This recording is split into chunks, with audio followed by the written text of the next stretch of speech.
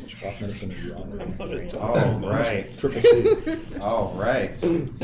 Good evening, everyone. My name is Curtis Spivey, and I am the host of Good Morning Aurora. I'm proud to moderate this discussion live on Facebook and with our colleagues of Kane County and others. Thank you for tuning in.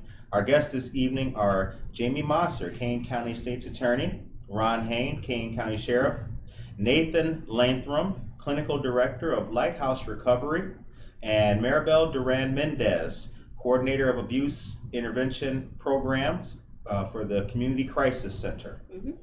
All right. The title of this evening's discussion is From Victim to Offender, Interrupting the Cycle.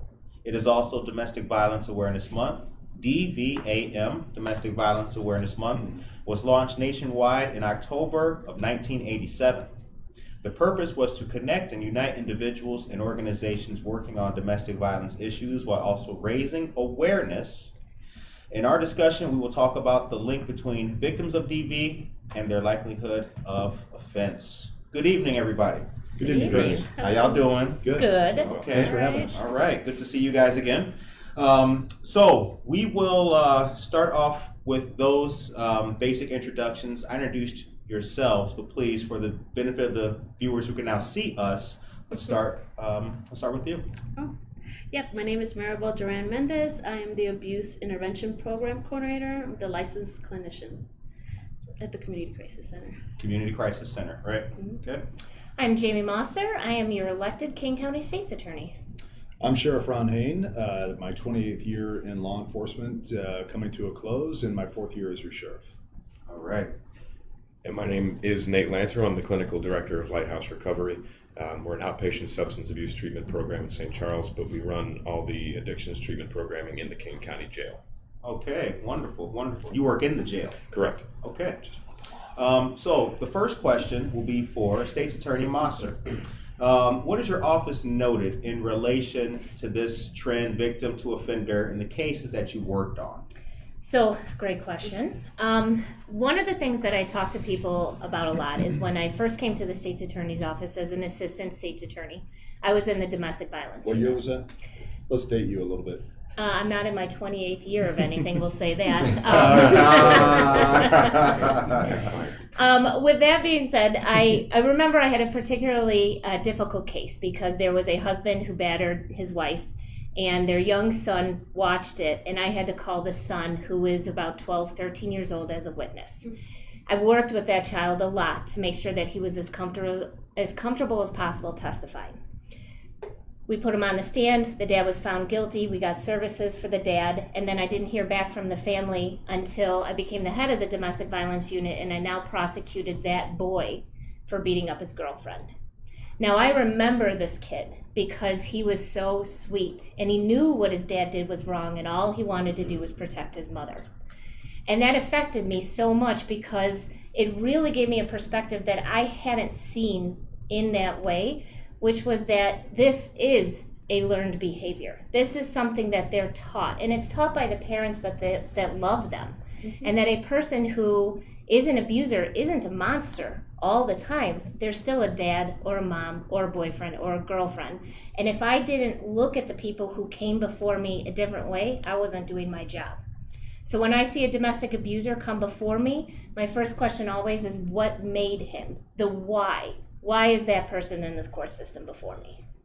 And with that, what have you learned specifically for the victims, those suffering from DV? So the victims oftentimes are still in that situation. Okay. And I want you to think about it this way. There are statistics everywhere, and I'm going to name some of those statistics. 1 in 10 men will suffer from some sort of physical or sexual violence. 1 in 4 women will suffer from some sort of physical or sexual violence. So this is happening in our community, whether or not people want to believe it or not. If you grow up in a domestic violence household, you are 10 times more likely to become an offender if you are a boy, and you are 6 times more likely to become a victim if you are a girl. This is a cycle and something that we need to break. Now, the problem is when we look at a lot of this stuff, we always focus on, let's get some sort of counseling for this person, maybe let's get some sort of counseling here, but we're not looking at the overall picture. How can we break that cycle? Because I may give counseling to dad, but it doesn't mean the children have learned how not to make themselves an abuser or to grow up into that, or girls more likely to become victims. And it goes the other way. Boys become victims as well. Girls become abusers. We need to stop this cycle. Okay. And lastly, how does the State's Attorney's Office view people accused? And just to plant the flag with that specific word, accused, how do you view people accused of domestic violence? So the way that we view them is that they are a person who has come in here charged with a crime. Okay. There's a reason behind that. So when we look at somebody, we always look at intervention first. How can we prevent them from coming back? But also, how can I protect the victim further? We know that a lot of victims will stay with abusers, and there's a lot of judgment behind that I would love to dispel. This is a loved one. This is a person that they know.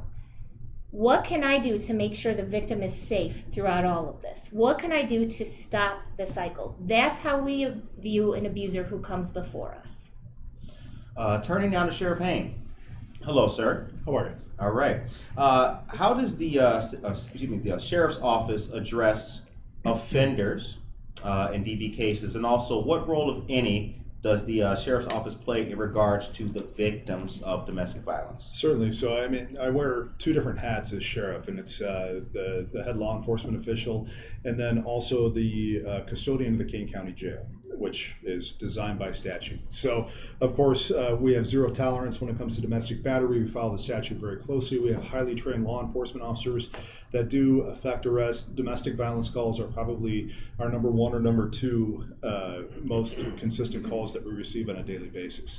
But when that person comes into my custody, that is my opportunity at the jail right next door to where we're sitting right now to actually try and impact them and reform them and give them a chance to re-enter as a better parent, as a better individual. And we have to remember that 90% of everybody in my custody struggles with some sort of addiction issue. And so we see that addiction is what is creating that violence, what is creating that mental health issue that's causing the domestic violence. So when we plug in the myriad of programs, exacerbating, sure. So when we plug in, and of course we have to go back to trauma, which I'm sure we're going to hit on here. When we plug in all the programming that we have, that is our core focus out of the Kane County Jail, is that these folks are going to come back home and they're going to be better people. And every jail should be exercising those abilities to re-enter folks as a better human being. And let's talk about percentages and sub numbers. What percentage of the residents are currently housed on the victim side and the offender side, or are you able to ascertain that when you... Man, I really want Nate to hit on who's a victim and who's an offender, because he does that better. But we always like to say, and sorry, I'm going to steal it from you at the very top. So everybody in our jail has allegedly or has done something heinous, and they're offenders. But every single one of them, as we've learned, is a victim at some point in their life. And so what I mean by that is that they've suffered some sort of trauma as a child. And as I get to know our jail population over the last 4 years, and I'm very deeply involved on a personal level and face to face with those in our population, you hear it all throughout the jail that people started carrying guns and selling drugs and using drugs between the ages of 10 and 13.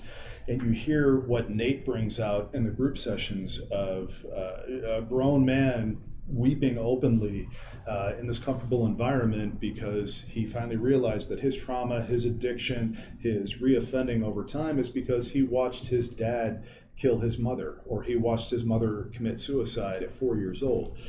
This resonates throughout our jail population. Great segue for Nathan, and then we will come to Maribel. So Nathan, tell us about the Lighthouse Recovery. What is it and its role in working with the sheriff? He kind of spitballed it for us. He actually stole the only thing I was going to say, so I'm sorry. No, it's no problem. I just don't know what else to talk about. So Lighthouse Recovery started as a community provider. So we're an outpatient substance abuse treatment program in St. Charles. And 4 years ago, when the sheriff was elected, he brought us in to develop programming inside the jail. And we started off with just a pilot program, but then what we ended up doing was creating an entire pod or a cell block that's dedicated for individuals struggling with substance use disorder or individuals that have substance use backgrounds or things like that. And part of the reason that I'm here tonight talking with this domestic violence panel is substance abuse is largely seen as the problem by almost everybody. People think that if you just stop using drugs, then problems go away. Right. But what we found over not only years of doing this in anecdotal evidence and people that we see, but decades of research is that substance abuse is the solution to the problem. So people come into the jail and can identify as somebody saying, I have a heroin issue, or I have an issue with alcohol or any other drug. And more often than not, quickly through our programming, we can get to what's causing that. And so it's not the problem itself. So we're trying to get rid of the idea that that's the only thing we need to work on. And so we pretty quickly clear that out. And we don't talk about drugs all that often in our programming. We talk about upbringing, we talk about behaviors and patterns and habits. And like the sheriff and Ms. Mosser both said, we talk about trauma.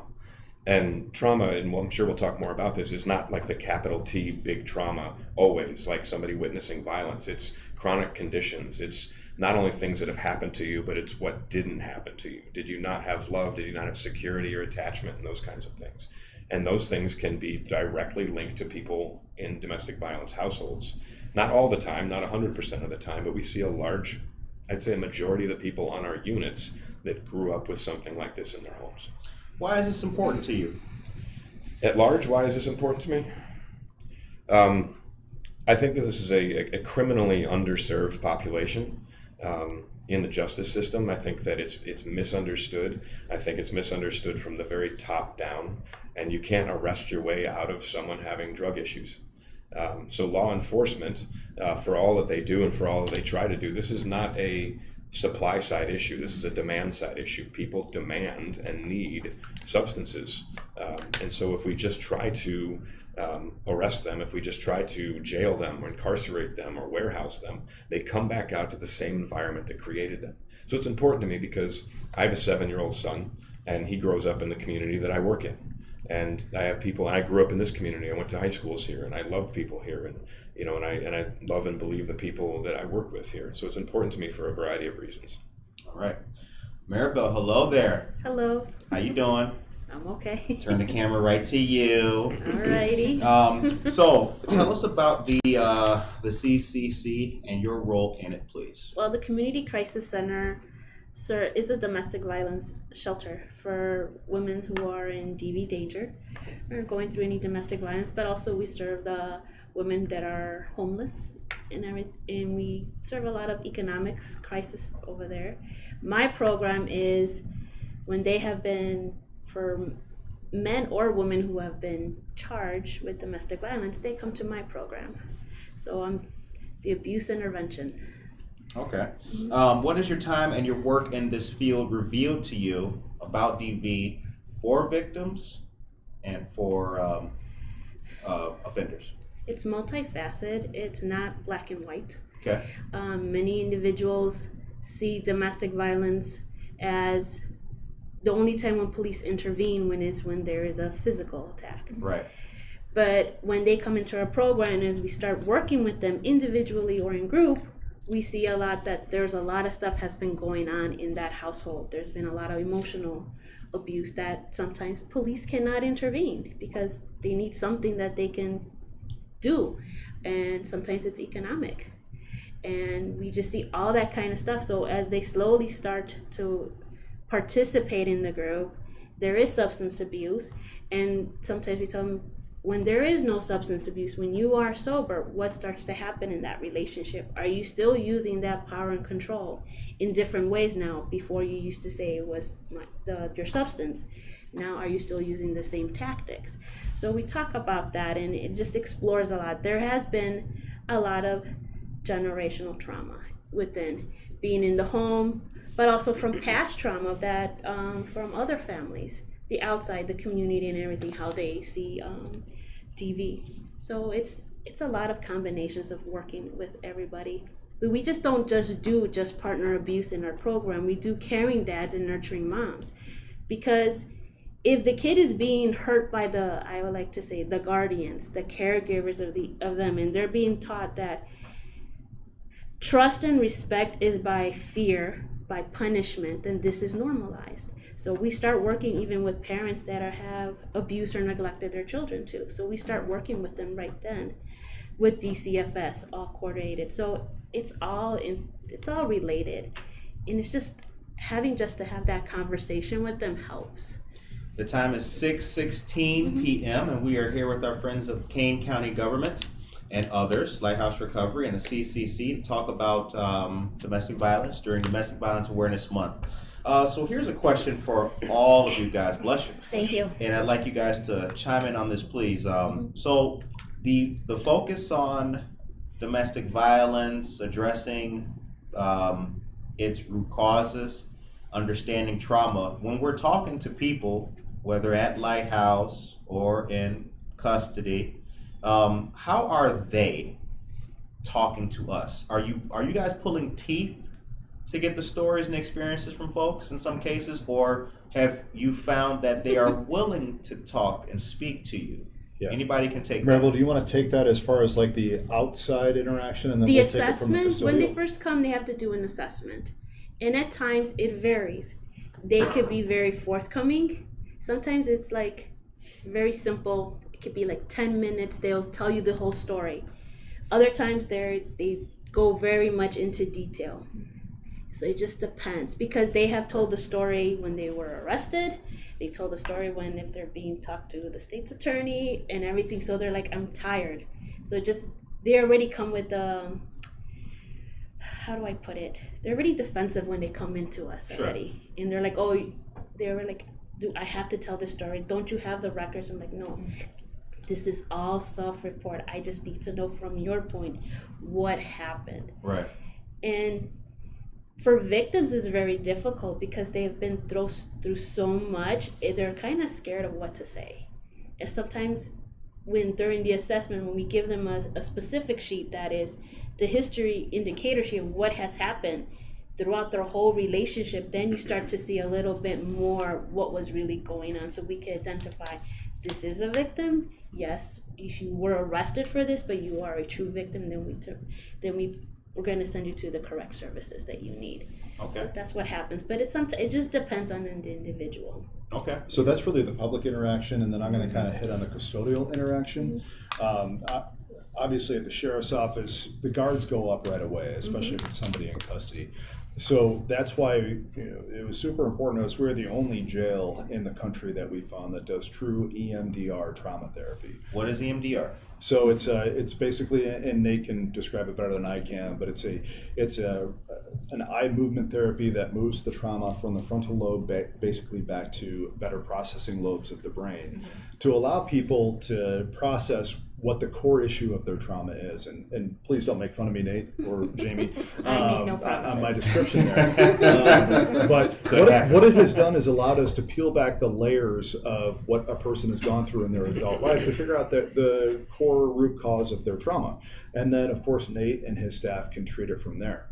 When it comes to the initial trauma of domestic battery or domestic violence incident, that's why we started our special victims team about 2.5 years ago. So we brought in 2 full-time social workers. We now have 2 therapy dogs. One works with our social workers. One works in the Child Advocacy Center for victims of child sex crimes.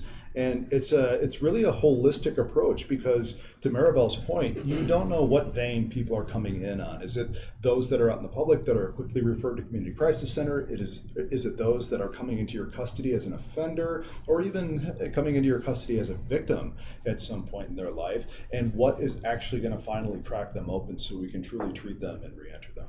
All right. I like that. Nate, like you had something to say halfway through the state sheriffs. No, well, just kind of quickly before, the EMDR trauma therapy is amazing, and we're doing incredible work with that. And we've also got, counseling groups and these things. And what the sheriff has allowed us to do in the facility is create an environment of safety, which is strange in a jail. I guess you wouldn't really think about that as a safe place. It's a secure place, but for somebody to be dealing with something from their past and able to talk about it and process. You have to have safety. And so on the recovery pod, what we've done is we've actually created an environment where they are rewarded first before punished. And so there's also the therapeutic element of that, where they can talk to us without fear of punishment. They can talk to us in a therapeutic relationship without fear of anything happening to them in court as a result of that. So while we're in that custody setting, the custodial setting, we can establish a therapeutic relationship with them so it allows them to talk and allows them to kind of process some of these things. We could have the best therapy in the world in there, but if they didn't have the environment that the sheriffs allowed us to create, it wouldn't allow them to escape that fight or flight state that you'll find in almost every jail and prison setting, where they're always on guard. Yes. And they don't have to be like that with us and the specific pod that we work on. And the importance of that is, and I do want to point out, like, a lot of people will think, hey, lock them up if they're a domestic batterer, throw away the key. But throw away the key is not a thing, okay? 95% of all people taken into custody return to their community within 5 years, return to their family, return to their victims even within 5 years, even less than that when it comes to domestic battery. So that's why we create a reward environment, because we are trying to get them to open themselves up so we can have that treatment occur, whether they're inside or whether they're outside. And then that continuum of care. So in coaching 14 other jails in Illinois, 20 jails in California, just on the results we've gotten out of little old Kane County, we are seeing the biggest failures in corrections is that there is no continuum of care. So they don't see the same people they see inside the jail as they see outside the jail. So they see recidivism and that lack of success rate, where we are really proud to tout the fact that they continue on with their treatment in Lighthouse recovery even when they're outside, and that helps us reduce domestic violence. But I want to relate this back to domestic violence, because again, I just did. That's one thing. Oftentimes, more often than people even know, the victim and the defendant are still together afterwards. Sure. Yep. Because again, it's a family to them. Mm-hmm. And we have to recognize that. And the better we do from the front end, and not only giving treatment to the offender, but also providing counseling to the victim, the safer it is for all of them involved. Because the reality is, the victim is likely to be back with the offender. Right. And if we don't take that into consideration and we just say, you are a domestic abuser, you are the worst person in the world, we're just going to give you 364 days in jail or however much time in prison, we are making it worse for our victims. You know, I'm hearing words like consideration and empathy, and I'm hearing things about learning and questions and trauma and healing. Does this mean that you're letting DV abusers walk free? Absolutely not. Quite the opposite. Yeah. Correct. We are wrapping the most intensive care around them that they've ever received. And so I'll hear feedback from the community that, oh, this sheriff is more like a social worker, or he's soft on crime.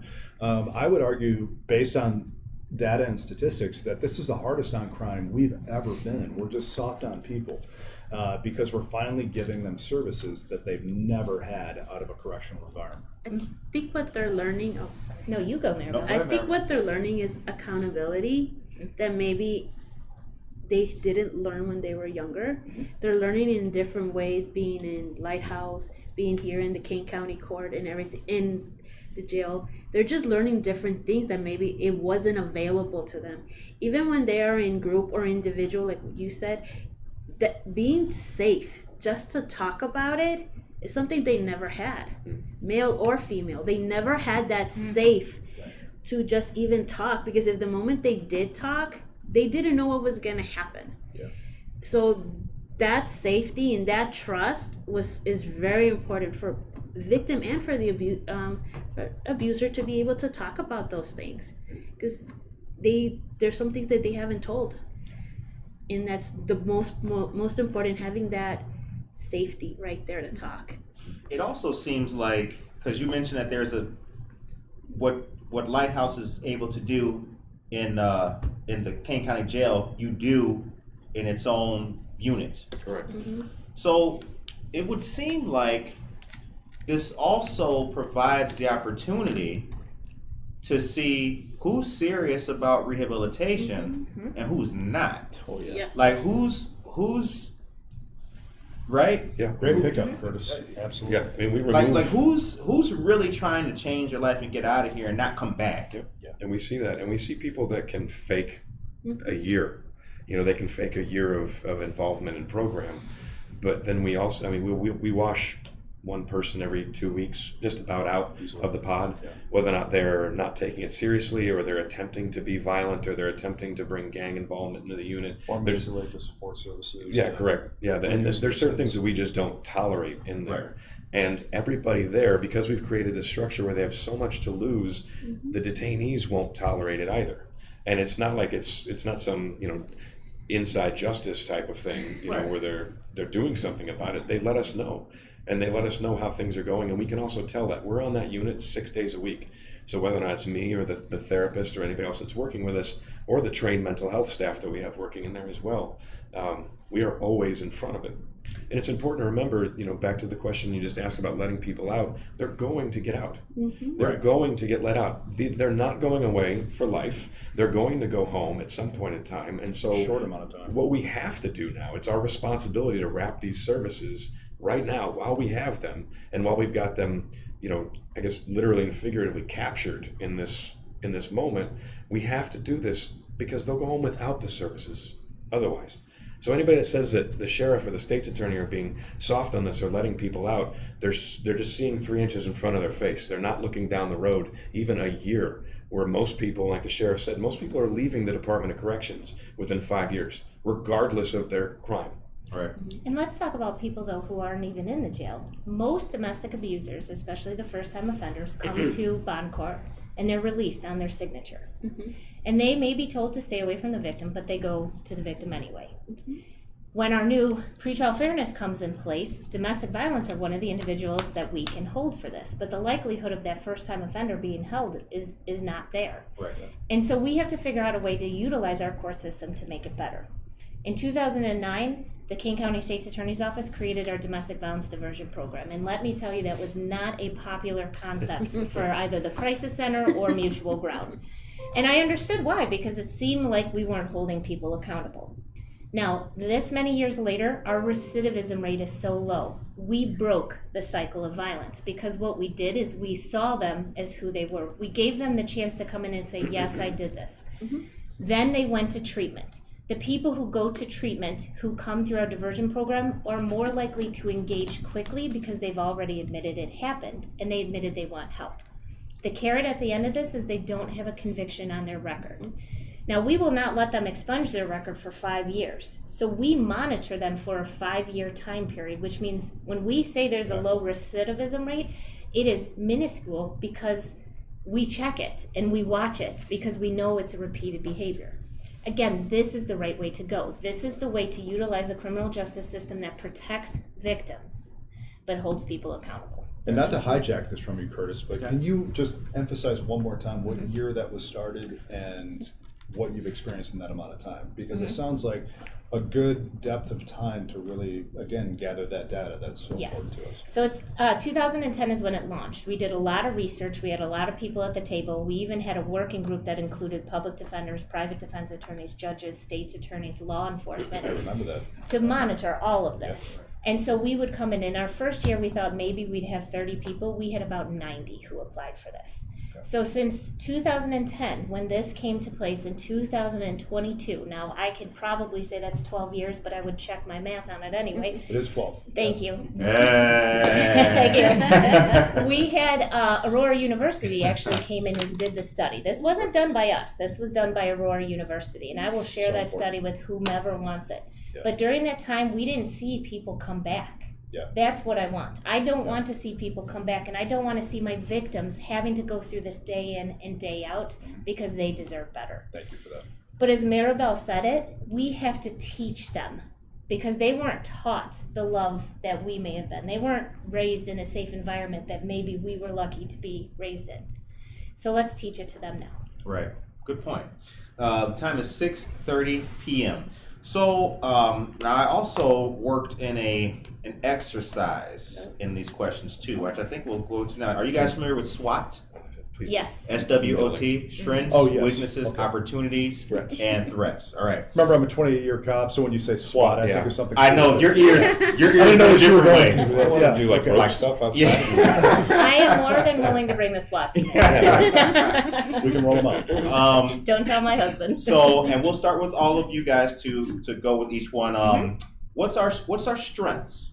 What's our strengths in everything that we're doing? We heard about them, but what's some key points and some bullet points for it? Certainly. So I'll kind of kick that off, and you guys can fill in the blanks if you don't mind. Nate and I did a presentation 2 nights ago in Aurora on our criminal justice reform. And it was brought up, well, you know, you have law enforcement officers, and again, domestic violence calls is top 2 when it comes to violence against police officers. It's traffic stops and domestic violence is where law enforcement officers face the most danger. And so a gentleman in the crowd was talking about, well, this happened in Massachusetts, and this happened in Texas, and this happened in, I can't remember the other venue recently, but where there's violence against law enforcement.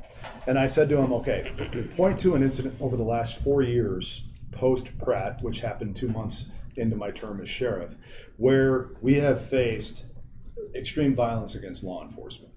And of course, he was unable to do that. And to me, ground zero is our jail. It's the fusion center where we have that chance to reform people and reenter them, and also build that bridge with the community where law enforcement has had this fractured relationship with minority communities. Heck, let's go beyond that. With almost everybody, if you watch social media, you know, we're always pegged as the ghost face bad guys.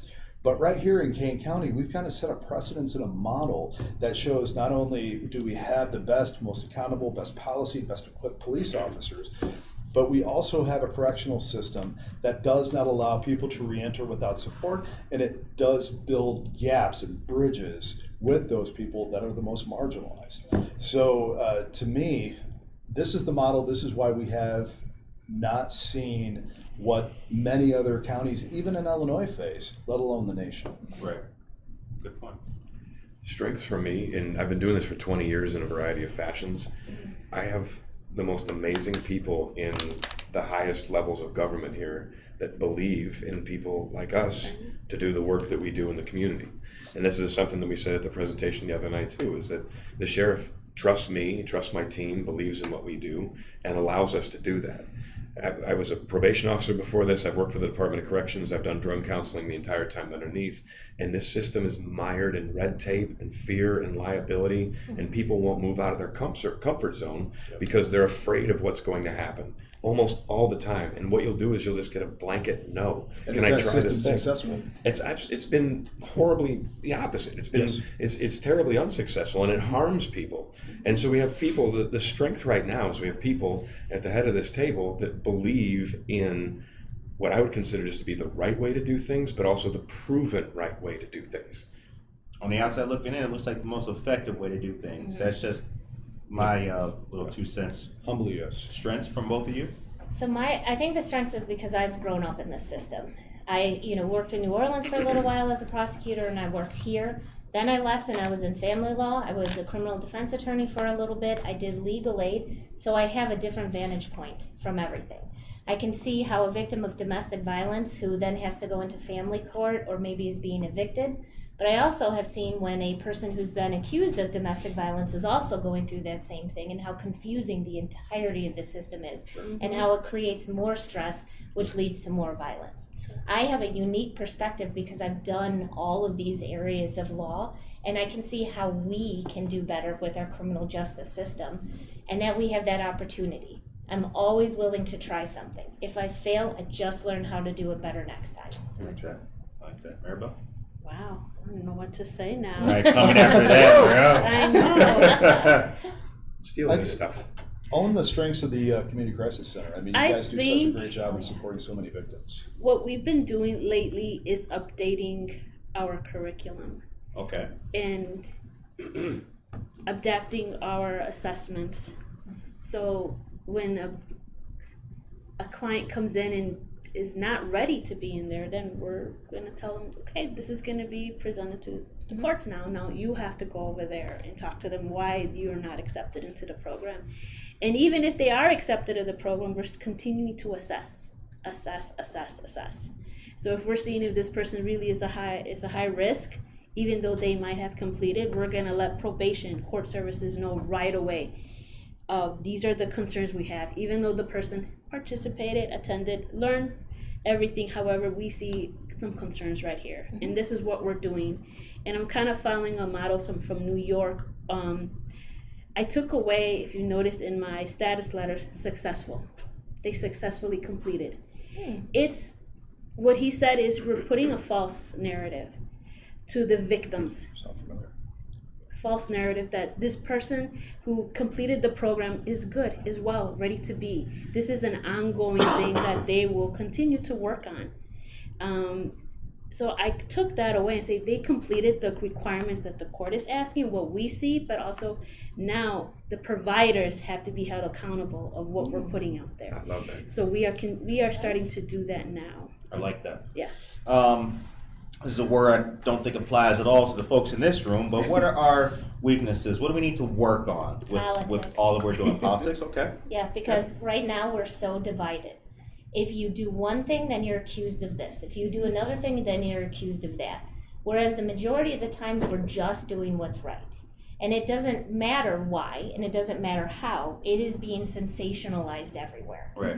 And so I think the problem is politics have gotten in the way of people being able to try to do something different because we believe, and it's evidence-based, that it is going to work. As the sheriff said, people talk to him all the time about being soft on crime, and yet his statistics show that he's actually stopping criminal behavior from happening. That doesn't seem very smart, or very soft. That seems smart. Right. And so, but the problem is, they're going to label him a certain way, they'll label me a certain way. If we try something, there's no logic any longer. Right. Another weakness would be us asking people to be more dynamic in their thinking. Obviously, we saw this huge increase in incarceration rates in the mid-1980s, and at the same time, we saw a huge decrease in human services provided by states across the nation. So none of that proved to solve crime, none of that proved to solve the addiction, none of that proved to solve the war on drugs. And I'm sorry, I'm a long-time drug cop throughout my career. That was what I hung my hat on. But now I have to come in from a different perspective, again, a different thinking dynamic to try and create programs that treat the addicted, treat violence, treat trauma, so we can truly finally reduce crime and reduce recidivism. And again, like State's Attorney Mosser said, we've got 4 years of data that show that this stuff works. So what we're asking of our public at this point is, hey, just take a look at this approach. And so many other counties and prison systems are finally starting to take note of it, but it's a very slow roll and a very slow play because it's different, it's change, but it's change that works. Yeah, it's the difference of it that I think is its strength, but I also think that difference is what the naysayers or the people who are on the fence, I think that's what blinds them to not be able to see. For example, I think it may have been a few weeks ago now, there was a gentleman who I think was in Kane County. He had eluded police and tried to use his vehicle to hit an officer. Yep. Now, we read about these programs here, and we read about, all the things we talk about, trauma, all different things. Now, he qualified for none of that. So as a person who lives in the county, I can see that there's law enforcement taking place in addition to addressing the needs of the community and making law enforcement more efficient. So I think that what you guys are doing is great, and I'm proud to do this because I want to help people think critically and see the bigger picture. You know, it's like, what is look at the big picture here. Right. What is more detrimental to the health of the county? Is it the people who are doing you need treatment for folks, because if they don't get that treatment, they are going to continue the cycle that's already been going on. And we can't keep doing the same thing and expecting the same results. So those were our weaknesses. What's our opportunities? we are ripe for criminal justice reform. That's Okay. what people want. I mean, that is the thing that we talk about because we want to change it. I mean, this narrative has really taken effect. So let's ride this, but let's do it with public safety. I mean, that is what we have to do. We want criminal justice reform, but we have to do it mindful of everyone in our community. The tide has changed. It's not the war on drugs anymore. It's not arrest them, lock them up, throw away the key. Instead, is it how can we help make our community safer?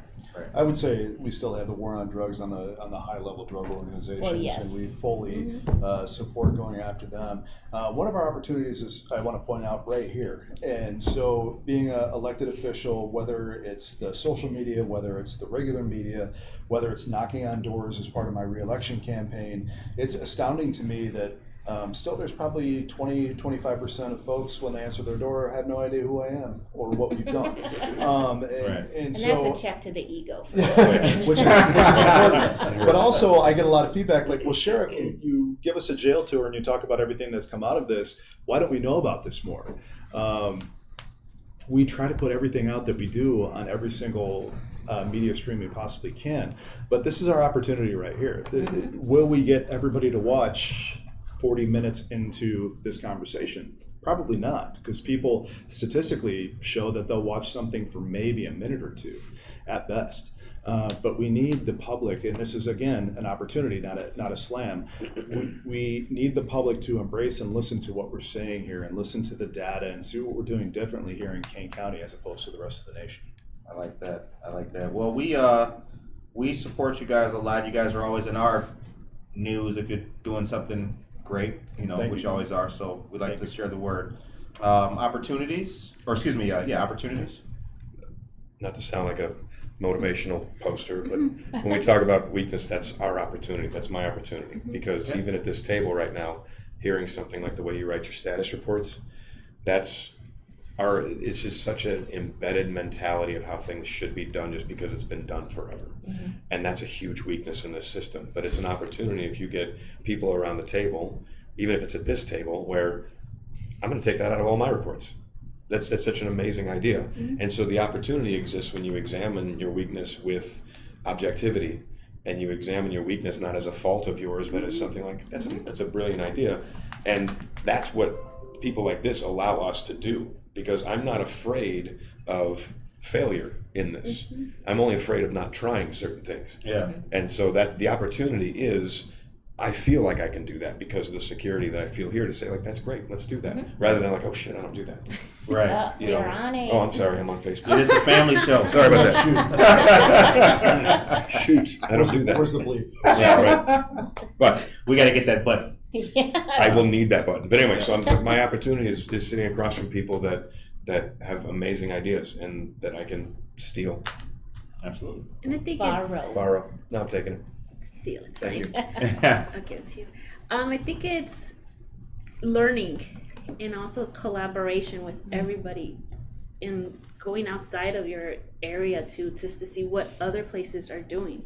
So me would be listening to other providers, not just in the state of Illinois, but other places like New Mexico, how their model is and how they're working with their population, that they're working with this type of offenders and everything. Europe too, listening how they do it, Canada, and just being open to that. That's the most important. The collaboration is right there. Yeah. So, Yeah. The sheriff talked about, he brought up a good point I kind of want to piggyback off of too, like, we've with the benefit of hindsight, we can see all the flaws that the justice system may have made in the war on drugs. However, the war on fentanyl, other things, and cartels, that goes on. So we've not, again, to the point I asked about, are we taking our eye off the ball? We're not taking our eye off the ball at all. We're walking and chewing bubble gum at the same time with Absolutely. this. So Patting our heads and rubbing our stomachs too. I read something the other day that the person who created DARE was quoted as saying that the casual substance user should be taken out and shot. The person who created DARE. That's a person who's using substances, as Nate will tell you, is using them for a reason. right. Self-medicating. Self-medicating. And the thing is, when our mentality is not this is a health issue for those individuals, we're failing. But the people who choose to make our community a danger by trafficking drugs, by delivering drugs that have fentanyl in them, those are the people we still go after. Yeah. The same concept is there for domestic violence. There are these people who are just starting out in our criminal justice system, but there are people who have been out here for a long time and they target people. Right. And they make people unsafe, or they use weapons, or they attempt to kill, or they strangle somebody. Those are people that we send to prison, because those are people who have chosen a life that is dangerous. The last part of our SWOT analysis is the T, the threats, the things that could make what we're doing untenable, kind of be bad for our actions and activities. Are there any things like that that could potentially stop what we're doing? Well, yeah, politics. Yeah, yeah. So the thing is the fail. There is going to be somebody who's going to be a part of our programming who we're going to give a chance to, and they're going to fail. Relapse is a thing. It does happen. Continued violence is a thing. Yeah. Like Yes. this is, I keep bringing it back to domestic violence.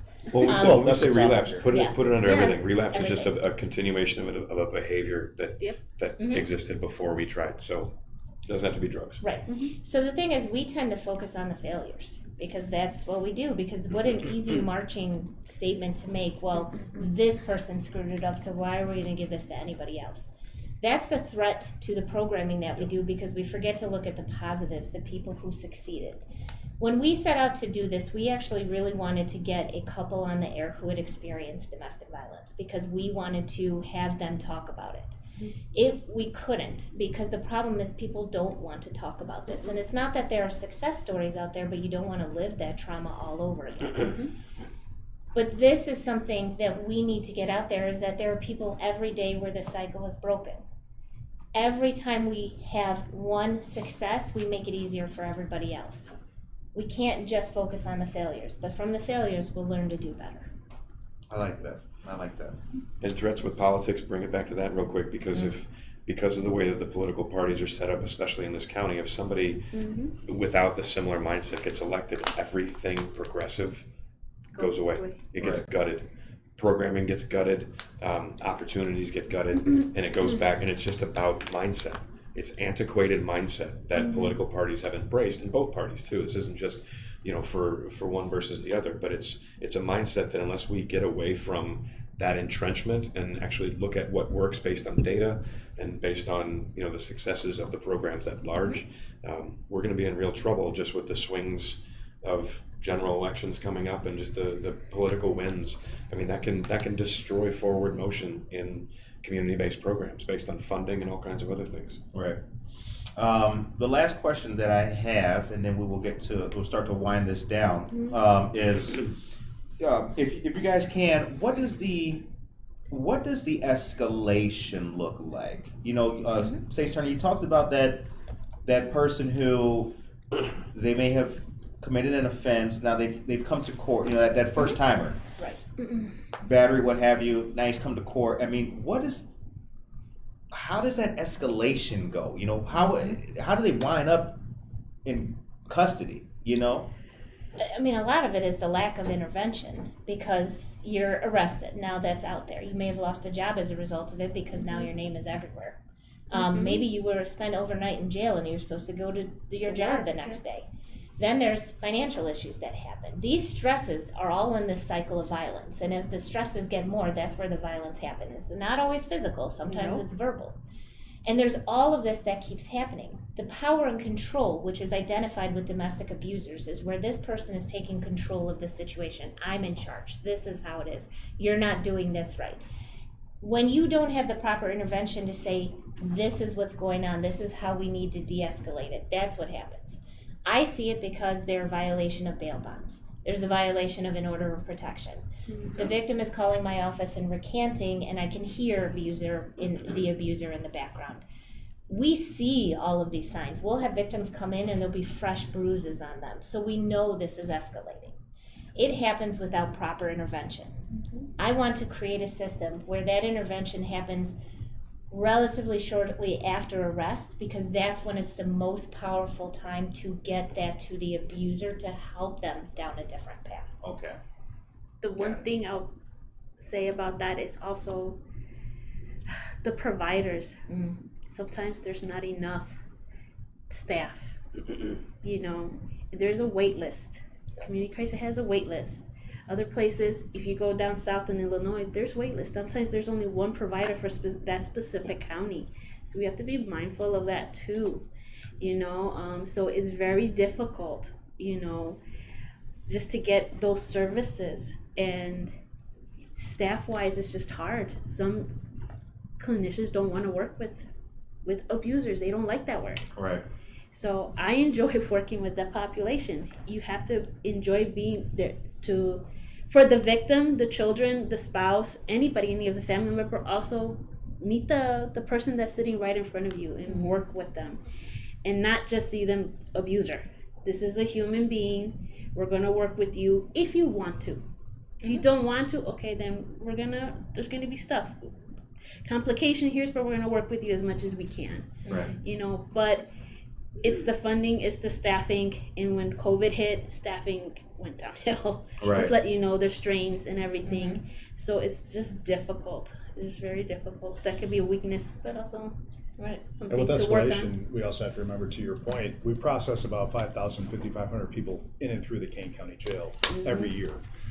So that's a massive amount of people that fall through the cracks, that are only with us for a very short amount of time. And I only have 4 to 5 people that do reentry services to cover that wide breadth of folks that come through. So can we get our hooks into them? Can we refer them to Lighthouse? Can we kick them out to outside service providers that we're partners with?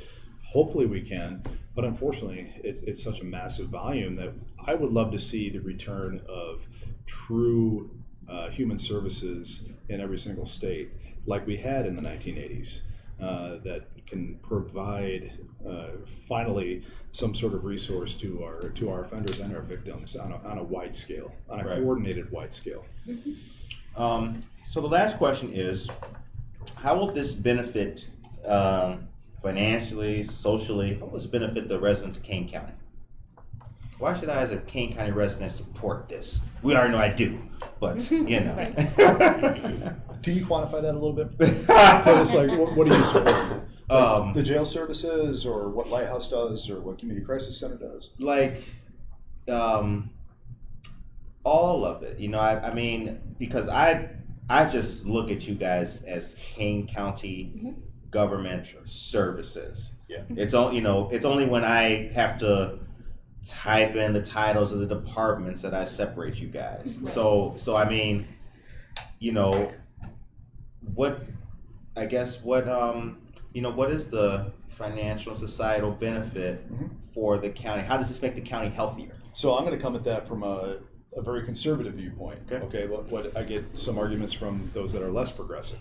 And I say, look, over the last 4 years compared to years before, decades before, we've saved you over $5 million over the last 4 years by diverting people from custody and giving them support services.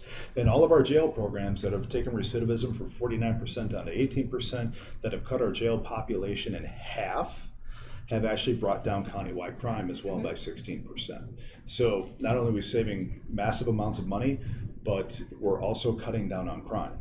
And we're cutting down on opioid overdose deaths by 89%. I've touted this before on this show.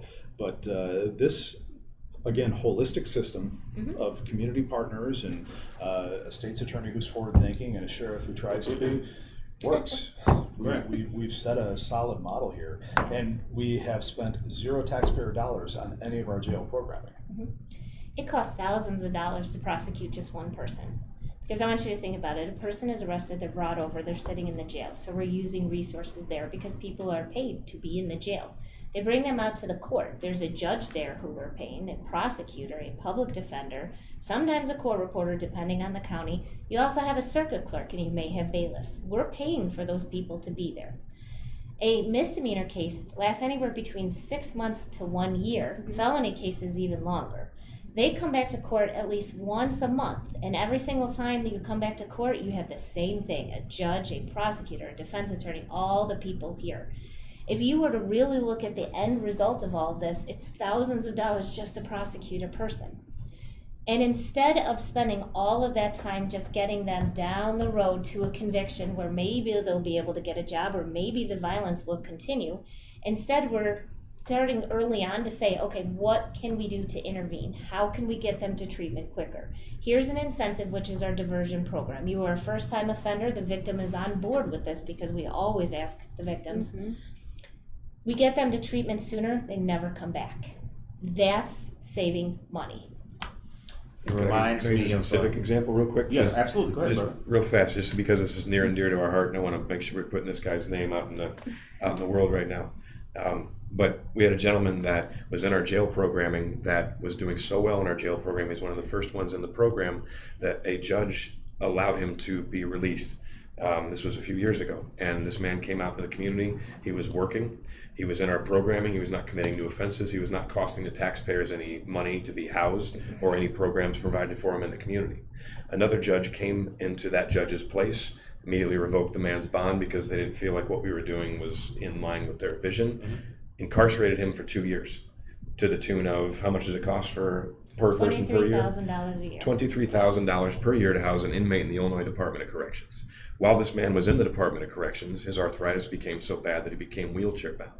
He was released from DOC, essentially into our custody 64 days ago, and we couldn't get him to work anymore because he was wheelchair bound. He had no housing because he was wheelchair bound, and the shelters wouldn't take him. So the Sheriff's Department and Lighthouse and other community providers paid for a hotel for this man. He couldn't work. He was now on our dime getting services, and because of all the things that occurred to that individual while he was in this chair, he developed blood clots and he died last Friday. I read that article. This man was very near and dear to our hearts, and we cared for him for 4 years. And that's the prime example of how does this save people money if you want to put it in a quantifiable dollar way. He was a contributing part of society again. He came out and worked and was doing everything that he needed to do. Not a single dime of taxpayer money was being spent on that man until someone who did not share that same mindset came in and locked him up, and he was crippled and he was killed as a result of that. So not only financially, but what is the value of that man's life? Right.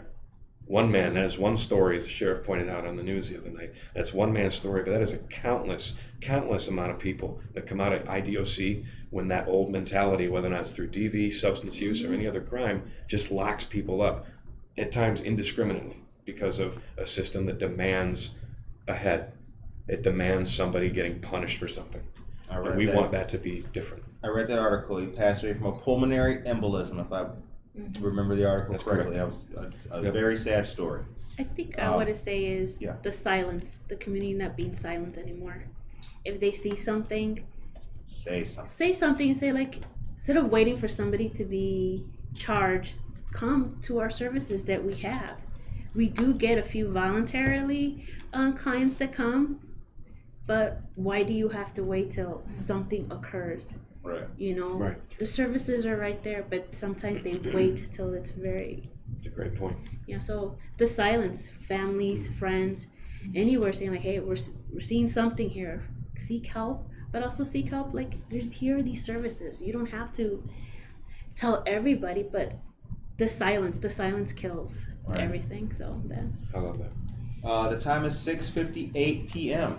This was a great discussion, a really good discussion, and I personally learned a lot from this, and I hope that our viewers and our listeners will take something away from this as well. We want to say thank you once again to Maribel Duran-Mendez, Coordinator of Abuse Intervention Programs, Community Crisis Center, Mr. Lanthrum, Clinical Director of Lighthouse Recovery, Sheriff Ron Hain, Sheriff of Kane County, and State's Attorney Jamie Mosser. This has been a fantastic discussion. Thank you all so much for tuning in. Your great comments. It's making a difference in the community. We concur. And there was another very nice one that I wanted to leave the group with because you guys all deserve it. And it was, let me get my scroll on here. Just talking about my voice, I bet. It wasn't about your voice. It Give me a says, radio gig somewhere. thank you very much. So thankful for both of the elected officials for their trauma-informed solutions. Thank you very much. Thank you. That's The what we're show, here for. our show ends on a positive note. What is the message today for the folks in Kane County? Now, Curtis, can we have Sheriff Hain go because he is going to be a celebrity bartender? Where? Country House in Geneva in Oh, that's 30 right. minutes, and I still And have to he grab my has to wife go. and That's get right. up there. Sheriff Hain's out, y'all. The positive message, we crushed it over the last 4 years. We created a brand new environment, and these people right here at the table are the ones that, as a team and a partnership, all made it happen. So Kane County is an icon, and we've got a lot more work to do, but we're getting it done. All right. Thank you. And now I'd like to be the only elected official And now I'm on gonna this stand up show. and walk out. Head of the table. Great job, Maribel. That's it. Thank you. Sheriff. Good night. Take it easy, brother. Ron? I mean, Nate, sorry, whatever your name is. Wow, that's crazy. It's been a long day. No, it has. Yeah, I understand that. Positive message to end this on. What we're doing is working, and not only is it working in the jail, but it's working with bringing these amazing community partners to the table from like multiple areas of expertise. So it's kind of interesting to have a substance abuse provider at a table when we're talking about domestic violence, unless you consider what we said earlier, which is under a lot of those things, is the same root cause that causes people to come into my office. And so it's all dealing with the same thing, but in a positive sense, we're helping people and we're changing and we're able to meet the most amazing individuals on all sides of the table, whether or not it's the perpetrators, the victims, the people we're working with. And I really, really believe in this work, and I believe in the people doing it. All right. I love it, man. Think. Learning, adapting, collaborating, and being positive. Because there's so much darkness, there has to be some positive that you Absolutely. see. So the positive, just seeing the little small steps that a person does to get where they're at, that's a positive. One I love step. it. That's awesome. Great. All right, ladies and gentlemen, have a great. Curtis. Oh, my bad. Damn. It's because she's traditionally not as positive. I understand. You wanted to cut her before she said something terrible. Okay, I will do this super quick. No, you got it. I have learned so much from everybody I have come before or been a part of their lives. When I was in DV court, I had a victim of a case, and it was over and over again, and her husband was an abuser, and I saw the effect that it had on her, and I saw the effect that it had on her children. But I also saw this woman fight. And when I came out of being a prosecutor, she actually hired me to be her divorce attorney because she was done, and she was done with him, and I got to be a part of that. And I still get to see her from time to time, and she is a fighter, and I am so proud of everything that she's done. And now this is a situation where the system, we saw him as a continuous abuser, and it didn't matter what we tried in the beginning, he just kept doing it. We held him accountable while still helping her and protecting her, so much so that I think she felt comfortable enough to come back to me, even though I was the prosecutor in the case. I've learned this from victims who have come in and screamed at me, but they're doing it as a protective mechanism. Right. I've seen defendants who have actually contacted me after I prosecuted them to thank me for what I've done for them. This is an amazing system where we can do good, but we have to do it individualized. We have to look at each situation and make sure we're doing it right for that situation. We have to stop saying, well, this person is charged with a domestic offense, so they must be the worst human being. Sure, they might be, but they might also be a former victim. Let's do it better. Let's look at each person and do what's right. And that's what I promised from the day I got elected, and I will continue to as your state's attorney. Right. The time is now 7:03 p.m. Ladies and gentlemen, thank you very much for watching and participating in this great discussion. We have more of these great topics and debates planned. So please stay tuned. Take care of yourself and each other. Thank you. You too. Thank you. Thank you.